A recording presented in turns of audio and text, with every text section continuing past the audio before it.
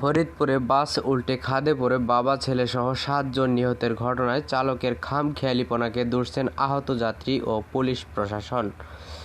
দুর্ঘটনা কবলিত ফারাবী পরিবহনের বাসটি গোলাপগঞ্জের মাকসুদপুর থেকে ফরিদপুরে আসছিল। ঘটনার প্রত্যক্ষদর্শী ও আহত কয়েকজন যাত্রী জানিয়েছেন, বাসটি নগরকান্দা থেকে সকাল ১০টার কিছুক্ষণ পরে ফরিদপুরের উদ্দেশ্যে ছেড়ে আসে। সাধারণত নগরকান্দা থেকে ফরিদপুরে আসতে এসব বাসের ১ ঘন্টা ১০ মিনিটের মতো সময় লাগে। তবে নগরকান্দা থেকে তালামা ১২ কিলোমিটার সড়ক তুলনামূলক চাপা, এই জন্য এই সড়কে বেশ স্বাভাবিকভাবেই চালিয়ে আসছিলেন চালক। তবে বেপরোয়া হয়ে ওঠেন এই আঞ্চলিক সড়ক ছেড়ে যখন ঢাকা-বরিশাল মহাসড়কে ওঠেন।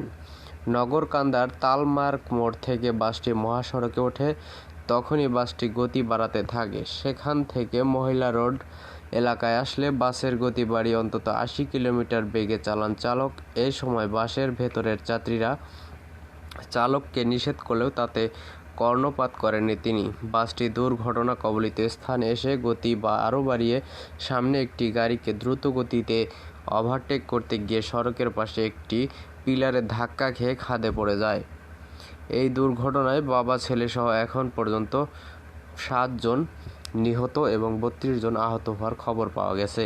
ফরিদপুর মেডিকেল কলেজ হাসপাতালে ভর্তি ওই বাসের যাত্রী বাঁধন সরকার বলেন, একটা লোকাল বাস যে এত গতিতে চলতে পারে তা জীবনে দেখিনি।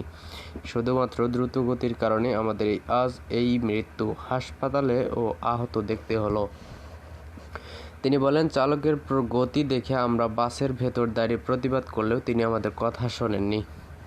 ফরিদপুর ফায়ার সার্ভিসের জ্যেষ্ঠ স্টেশন মাস্টার নজরুল ইসলাম বলেন, বাসটি পেছনের দিক থেকে দ্রুত গতিতে আরেকটি বাসকে ওভারটেক করতে গিয়ে সড়কের পাশে একটি পিলারে ধাক্কা খেয়ে রাস্তার পাশের খাদে পড়ে গেলে এই দুর্ঘটনা ঘটে। চালকের অতিরিক্ত গতির কারণে এই দুর্ঘটনা ঘটেছে বলে প্রাথমিকভাবে আমার মনে হচ্ছে।